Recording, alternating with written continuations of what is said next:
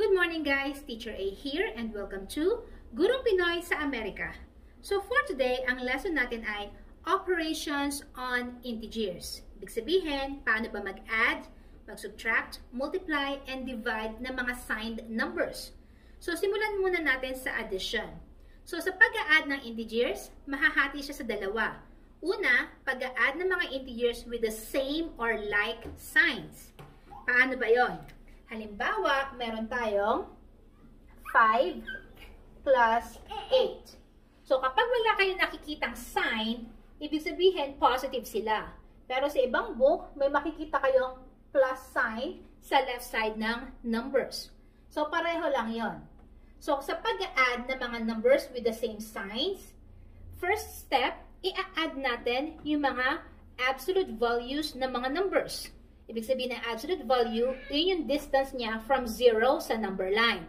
Or, in short, titingnan nyo lang yung mga numbers. Okay? So, 5, tsaka 8. So, first step, i-add lang natin sila. 5 plus 8 ay 13.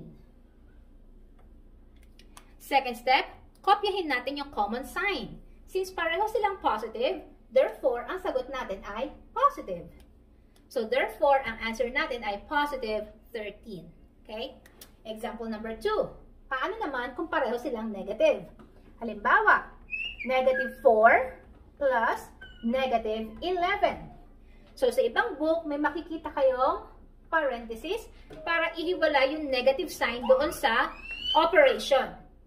So, we have here, again, first step, i-add natin yung mga absolute values ng mga numbers. Or in short, yung number mismo. 4 plus 11 ay 15. And then second step, kopyahin natin yung common sign. Since pareho silang negative, therefore, ang sagot ng answer ay negative. So therefore, ang final answer natin ay negative 15. Okay, so yung second part naman. Paano naman kung ang ina-add natin ay magkaiba ang sign? Halimbawa, positive 5 plus negative 8. So, paano natin i-add yan? So, two steps din. Unang step, isusubtract natin yung mga absolute values ng mga numbers or ng mga integers. So, ibig sabihin, yung mismong number, isusubtract natin sila.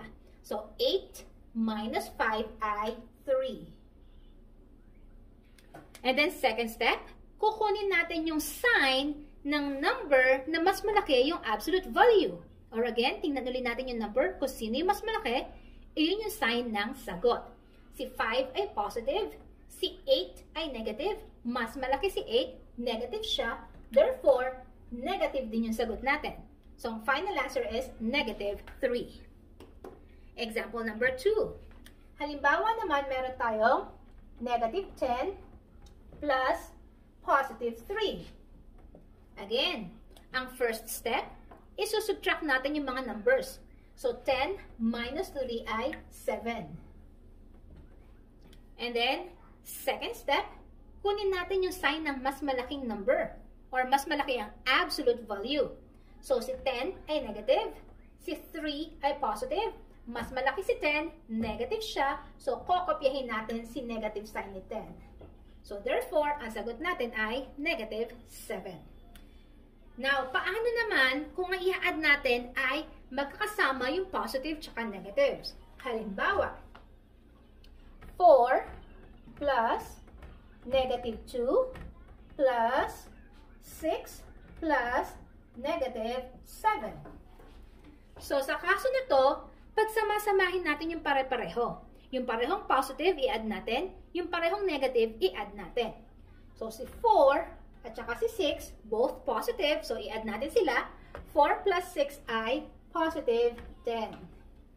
And then, pagsamahin natin yung parehong negative. Negative 2, tsaka negative 7. Again, i-add ng numbers. 2 plus 7 ay 9. And then, kunin yung common sign na negative. So, we have negative 9.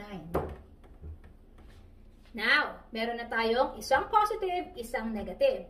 So, i-apply yung natutunan natin dito, magkaiba ng sign, isusubtract. So, 10 minus 9 ay 1. Second step, kopyahin ang sign ng mas malaking number or mas malaki ang absolute value. Si 10 ay positive, Si 9 ay negative. Mas malaki si 10, positive siya. So, therefore, positive 1 ang sagot. So, ito ang ating final answer. Okay? So, now, this time, punta naman tayo sa subtraction. Sa pagsusubtract ng integers, medyo complicated siya. Kailangan master natin kung paano mag-add. Kasi babalik tayo sa addition. So, ano ba yung sinasabi ko? Kuha muna tayo ng example number 1. Halimbawa, 10 minus 3. Yan. So, since pareho silang positive, parang regular na pagsusubtract lang to, very elementary. So, 10 minus 3 ay 7. So, para lang tayo nagsusubtract ng normal na numbers, diba? What if ang given ay 3 minus 10? Anong magiging sagot? So, in subtracting integers, meron tayong different steps na dapat i-follow. So, first step, kopyahin natin yung unang number. So, si 3, bring it down. And then, instead na magsusubtract, yung minus sign, magiging plus sign. Okay?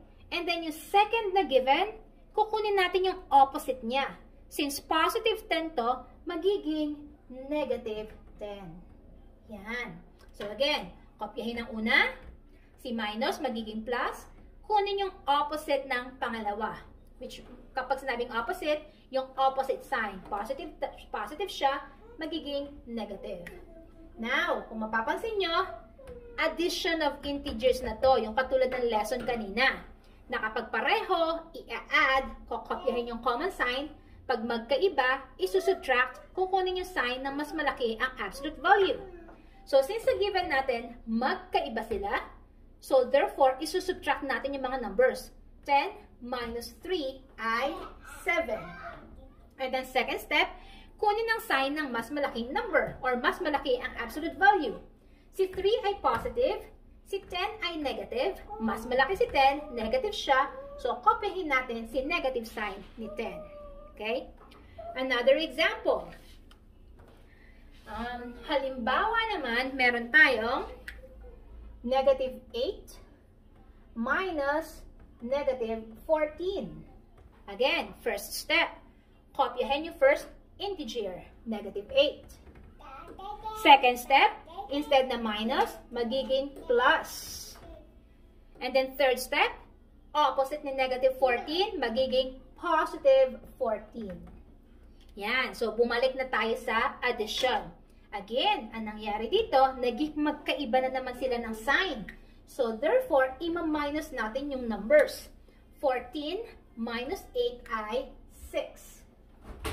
And then, second step, kunin yung sign ng mas malaki ang absolute value. Si 8 ay negative, si 14 ay positive, mas malaki si 14, therefore, positive yung sagot. So, ang answer natin ay positive 6. Okay? Next example. Halimbawa, meron naman tayong negative 10 minus 4. Okay? Again, first step. Kopyahin natin yung una, negative 10. Second step, yung minus magiging plus. Third step, si 4 na positive magiging negative 4. Yan. So, bumalik na ulit tayo sa addition of integers. Magkapareho. So, therefore, i-add natin yung numbers. 10 plus 4 ay 14. Second step, sa pag-add, kunin yung common sign. Pareho silang negative. So, therefore, ang sagot natin ay negative din. So, final answer is negative 14. Yan. So, ganun lang siya kasimple. Next. This time, punta naman tayo sa multiplication and division of integers. So, pag-iisahin na lang natin sila kasi same lang naman ng rules ang gagamitin. Na kung saan, sabi sa rules, pag pareho ng sign ang minumultiply or dinidivide, ang sign ng sagot ay positive. Pag magkaiba ng sign, ang sign ng sagot ay negative. Halimbawa, meron tayong 5 times 6. Again, pag walang nakitang sign, that means pareho silang positive. So, positive 5 times positive 6, i-multiply yung numbers. 5 times 6 ay 30. And then, since pareho silang positive, therefore, ang sagot ay positive 30. Next, halimbawa, meron tayong negative 5 times negative 6. So, again, i-multiply yung mga numbers. 5 times 6 ay 30. Since pareho silang negative, pareho ng sign, that means ang sagot natin ay positive 30. So, ganun lang siya kasimple. Pag pareho ng sign, positive. This time, magkaiba. Halimbawa, negative 5 times positive 6. Isang negative, isang positive. I-multiply muna yung mga numbers. 5 times 6 ay 30. Again, negative at positive. Therefore, ang sagot ay negative. Same thing sa positive 5 times negative 6. Isang positive, isang negative, magkaiba. Therefore, ang sagot ay negative. Multiply ang numbers. 5 times 6 ay 30. So, ganun kasimple sa multiplication. Ganyan din sa division. Magkaiba ng sign, negative. Pareho ng sign, positive. Halimbawa, 18 divided by 2. Both positive. So, therefore, ang answer natin ay positive. I-divide ang numbers. 18 divided by 2 ay 9. So, therefore, ang sagot ay positive 9. Next, negative 18 divided by negative 2. 18 divided by 2 ay 9. Both negative, pareho sila. So, therefore, ang sagot ay positive 9. Okay? Pag pareho, again, ang sagot ay positive. This time, magkaibang sign. Negative 18 divided by positive 2. Isang negative, isang positive, magkaiba. So, ang sagot ay negative. And then, i-divide ang mga numbers. 18 divided by 2 ay 9. So, therefore, ang sagot ay negative 9. Next, 18 divided by negative 2. Ganun pa din. Isang positive, isang negative, magkaiba. So, therefore, ang sign ng sagot ay negative. Then, divide yung numbers. 18 divided by 2 ay 9. So, ang final answer, negative 9. So, yon. Kung nagustuhan niyo yung topic natin, kung natuto kayo, kindly give me a like para i-share ni YouTube sa iba. Kung bago kayo sa ating channel, kindly consider na mag-subscribe para mas marami kayong makitang mga math videos. So, see you in my next video. Paalam!